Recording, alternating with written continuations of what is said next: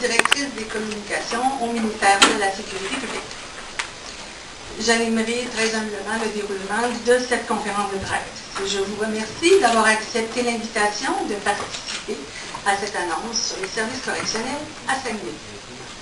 Très brièvement, M. Stéphane Bergeron, ministre de la Sécurité publique, vous adressera d'abord la parole, puis M. Stéphane Bédard, député de Chicoutimi et ministre responsable de la région du Saguenay-Lac-Saint-Jean. Par la suite, Mme Joanie Larocque, attachée de presse du cabinet de M. Bédard, animera une période de questions qui sera suivie d'entrevues individuelles si vous le souhaitez. Sans plus tarder, M. Stéphane Bergeron, ministre de la Sécurité publique. Je vous remercie beaucoup. Dans un premier temps, vous me permettrez de saluer mon collègue, le député de Chicoutimi, président du Conseil du Trésor, responsable de l'administration gouvernementale, responsable de la région du Saguenay-Lac-Saint-Jean, M. Stéphane Bédard. D'ailleurs, je tiens à le remercier de la très grande ouverture dont il a fait preuve à l'égard des demandes que nous avons présentées pour faire face aux sérieux problèmes de surpopulation carcérale auxquels le Québec est confronté. Je veux saluer également la présence de Mme Nathalie Murdoch, qui est directrice intérimaire de l'établissement de détention de Chicoutimi et représentante de la Fraternité des cadres, M. Patrick Denis, président du syndicat local des agents des services correctionnels, représentantes et représentants des médias, mesdames et messieurs, bonjour. Il me fait grand plaisir d'être des vôtres aujourd'hui pour annoncer le maintien de services correctionnels à Saguenay. Comme vous le savez, l'édifice qui abrite l'établissement de détention de Chicoutimi a atteint la limite de sa durée de vie utile. Quoique présentant un certain caractère patrimonial, il répond de moins en moins aux normes et aux spécifications d'un établissement de détention moderne. Aussi, malgré son architecture singulière, devenue familière en plein cœur de Chicoutimi, le gouvernement n'a eu d'autre choix que de prendre la décision de le fermer. Le précédent gouvernement, pour des raisons qui lui étaient propres, avait décidé de transférer l'ensemble des opérations dans le nouvel établissement de détention de Roberval. Il nous est néanmoins apparu important, voire nécessaire, pour des raisons fonctionnelles et opérationnelles, d'examiner différents scénarios, afin de maintenir à Saguenay une certaine capacité d'accueil au niveau carcéral. Je suis donc très fier de vous confirmer aujourd'hui que le ministère de la Sécurité publique a confié un mandat à la Société d'immobilière du Québec afin d'analyser la possibilité d'agrandir le quartier cellulaire du palais de justice de Chicoutimi afin d'y maintenir des activités carcérales. Ce projet permettrait l'hébergement de 20 personnes incarcérées, soit des prévenus devant comparaître du lundi au vendredi, et des personnes purgeant une peine discontinue les fins de semaine. Notre priorité, dis-je, étant d'assurer le caractère fonctionnel de notre système de justice et de nos infrastructures carcérales, nous avons exploré différentes possibilités et croyons que l'agrandissement du palais de justice constituerait une solution idéale permettant de maintenir des services correctionnels à Saguenay.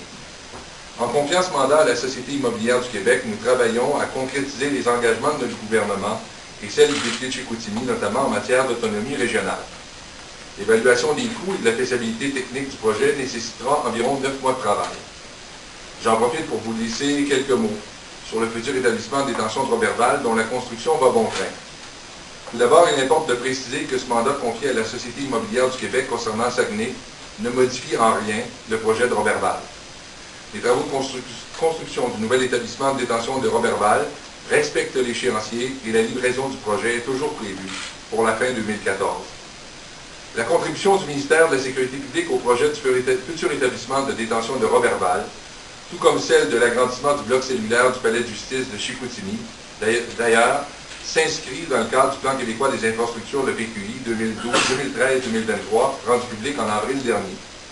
Avec des investissements totaux de l'ordre de 92,3 milliards de dollars sur 10 ans, le gouvernement s'assure de renouveler, d'améliorer les infrastructures dans le réseau routier, le transport en commun, les établissements de santé et de services sociaux, les institutions d'enseignement, les infrastructures municipales, les équipements culturels, les logements sociaux, ainsi que les installations du ministère de la Sécurité publique. Il aura un impact économique majeur sur tout le territoire québécois, avec près de 60 000 emplois créés ou maintenus en moyenne par année. Pour les seuls établissements du ministère de la Sécurité publique, c'est plus d'1 milliard de dollars qui sera investi. Concernant la fermeture de l'établissement de détention de Chicoutimi, nous souhaitons que cette transition se fasse de la manière la plus harmonieuse possible pour notre personnel. À cet effet, la direction des ressources humaines du ministère accompagne déjà les gestionnaires concernés dans une stratégie de gestion du changement. Cet accompagnement sera prochainement élargi à l'ensemble du personnel visé. J'ai amorcé il y a quelques semaines une tournée des établissements de détention du Québec. Jusqu'à présent, j'ai visité les établissements de détention de New Carlisle, de Hull, de Montréal, Amos, Saint-Jérôme, Rivière-des-Prairies, Tanguay et aujourd'hui Chicoutimi. Je poursuivrai d'ailleurs cette tournée au cours des prochaines semaines afin de rencontrer celles et ceux qui évaluent, soutiennent et encadrent des personnes incarcérées et qui sont au cœur des succès de nos services correctionnels. Je me rappelle que les Québécoises et Québécois ont le privilège de se lever tous les matins dans une société paisible et sécuritaire. Tout comme pour la santé, c'est une situation qu'on a tendance à prendre pour acquise jusqu'à ce qu'elle nous fasse défaut. Mais si nous pouvons profiter d'une telle quiétude et d'une telle sécurité, c'est parce que les hommes et les femmes veillent au grain 24 heures sur 24 sur tout le territoire du Québec, 365 jours par année, et cela, évidemment, inclut le personnel des services correctionnels. Au plus souvent, les Québécoises et Québécois ont-ils le réflexe de les remercier pour leur indispensable et difficile travail. À titre de ministre de la Sécurité publique, je me fais donc de porte-voix du gouvernement et de toute la population du Québec pour les remercier chaleureusement de leur dévouement et de leur professionnalisme. En terminant, soyez assurés que mon collègue Stéphane Bédard, je dirais peut-être même plus particulièrement mon collègue Stéphane Bédard et moi-même, nous ferons un devoir de vous tenir informés des suites du dossier de l'agrandissement du quartier cellulaire du palais de justice de Chicoutimi. Par conséquent, dès que nous recevrons les conclusions de l'évaluation de la Société immobilière du Québec sur la faisabilité du projet, au printemps prochain, nous ferons à nouveau le point sur la situation avec vous. Je vous remercie de votre attention et vous souhaite à toutes et à tous une bonne fin de journée. Et je ne doute pas qu'avec la nouvelle d'aujourd'hui, ce sera une bonne fin de journée pour plusieurs d'entre eux. C'est la parole, M. Bédard. Alors, bonjour à vous tous, représentants des travailleurs, représentants de la direction, évidemment, Stéphane, notre bon ministre de la Sécurité publique avec qui j'ai le plaisir de travailler depuis de nombreuses années, mais avec qui j'ai le plaisir de travailler tantôt ici, je dois l'avouer. Donc, à vous tous, oui, effectivement, particulièrement, gens des médias. C'est une belle journée, effectivement, Stéphane. Et je te remercie de l'ouverture de la collaboration que tu as eue depuis que nous t'avons présenté ce dossier, que nous avions présenté antérieurement et pour lequel nous avions eu, je dirais, une fin de non-recevoir. Chose promise, chose due. J'avais pris l'engagement auprès de la population, mais auprès des agents correctionnels, auprès des groupes communautaires, de ceux et celles qui agissent auprès des détenus, auprès des gens du système judiciaire, que nous allions apporter une correction à une mauvaise décision. Une décision qui allait à l'encontre d'un consensus régional, une décision qui allait à l'encontre de ce que tous dans le domaine recommandaient, soit celui de maintenir 2 établissements dans la région. Cette décision aurait, parce que maintenant c'est une décision du passé, aurait eu un effet important sur la qualité des services qui sont offerts, ainsi que la sécurité. Donc, je suis heureux aujourd'hui de corriger. Je tiens à dire que je suis en même temps content pour mes amis de Roberval, c'est ce que je m'étais engagé auprès d'eux, c'est maintenir la prison de Roberval et maintenir cette comme institution régionale. Et j'étais très transparent, on est allé les voir. Je me suis déplacé, j'ai discuté avec eux et la position que nous présentons aujourd'hui, c'est celle que j'avais développée à l'époque où j'étais dans l'opposition, qui est celle de maintenir des services tout en assurant un rôle régional à la prison de Roberval. C'est la façon de faire. C'est la façon de faire du Parti québécois, dans le respect, dans la transparence. Et le conseil à la vérité, de cacher des informations, d'annoncer par surprise cette nouvelle-là. C'est arrivé par surprise, souvenez-vous, en 2017, en tout cas, moi, je m'en souviens très bien. Sans réelle consultation des gens du milieu, sans respecter les consensus. C'est un mauvais exemple à ne pas suivre. Donc, aujourd'hui, c'est une bonne nouvelle. Par respect pour les travailleurs, pour ceux qui ont eu la chance, je ne sais pas si c'est une chance d'aller visiter un centre carcéral, parce que l'opportunité, c'est un lieu de travail qui est difficile pour les gens qui y sont et qui n'était pas optimal. Et tant au niveau de la sécurité qu'au niveau de la qualité, la santé et sécurité au travail, il y avait des problèmes qui étaient réels. D'ailleurs, on me dit, Stéphane, que cette institution était en termes de viabilité. On disait que depuis 25 ans, on disait qu'elle était à bout d'âge. Donc en 1988, il était déjà prévu qu'elle était à bout d'âge. Et on a attendu tout ce temps. Pourquoi? Parce que le domaine carcéral, malheureusement, n'est pas soit une priorité, je dirais, pour la qualité des services qu'on y donne. On pense beaucoup au début, mais il y a des gens qui travaillent tous les jours. Donc, pour moi, c'est important, pour Chicoutimi, pour la région et pour l'ensemble du Québec, d'assurer à ces gens des conditions plus optimales dans leur emploi. Aujourd'hui, je suis content aussi, surtout parce qu'en politique, on prend des engagements, on fait des promesses. Et j'ai toujours été mesuré dans mes promesses, parce que je veux les réaliser. Parce que moi, je crois que quand on s'engage auprès de la population, il faut en être digne. Et aujourd'hui, je vis quelque chose qui n'était pas évident, où j'ai travaillé souvent seul. Seul dans le sens que j'y ai cru, moi, dès le départ en 2007, malgré la décision du Parti libéral.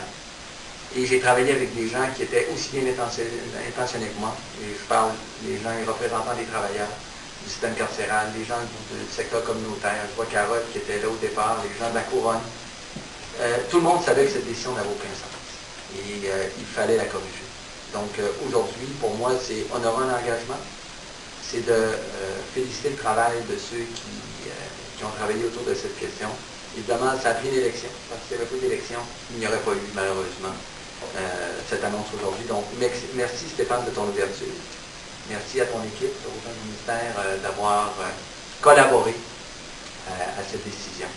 Et je tiens à le dire maintenant comme responsable de la CIC, et ça c'est une chance, que nous allons nous assurer effectivement que chacun des échéanciers va être respecté et que M. Meunier, qui est le responsable, aura dans les différentes rencontres que nous avons ensemble une mise à jour hebdomadaire de la façon dont on suit ce dossier. Merci. Merci à tous ceux qui ont collaboré. Merci beaucoup, M. Bédard. Je demanderai à Mme Joanie Larocque, attachée de presse du cabinet de M. Bédard, d'animer la période de questions. Bonjour tout le monde. Alors, merci de votre attention. On va maintenant poursuivre avec une courte période de questions qui portera sur le sujet de l'annonce d'aujourd'hui. Par la suite, les ministres seront disponibles pour des entrevues individuelles. Des questions? Monsieur Bédard, on passe de quelle capacité à quelle capacité? On parle d'un établissement qui va tourner autour de 20 cellules. Actuellement, officiellement, c'est autour de 84, excuse-moi, 84. Voilà. Et puis, je suis quand même, parce que là, c'est une prison dont on parle, ou la prison? Ben, c'est une prison, effectivement. Ce qui est clair, c'est que l'objectif n'était pas de déconstruire Roberval, au contraire.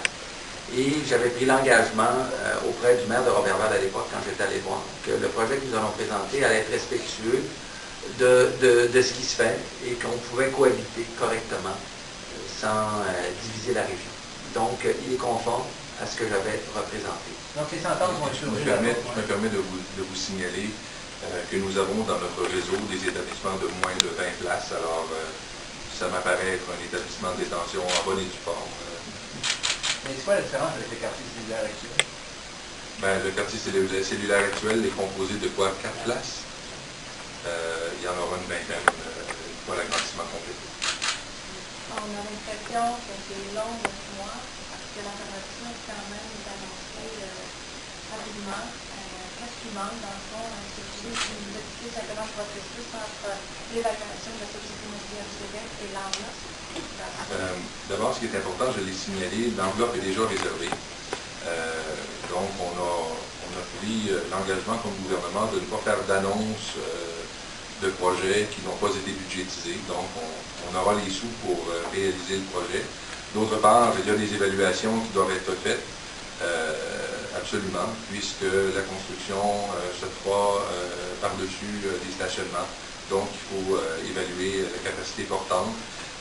Donc, il y a toute une série d'évaluations qui doivent être faites et ça prend un certain nombre de mois, faire les choses correctement.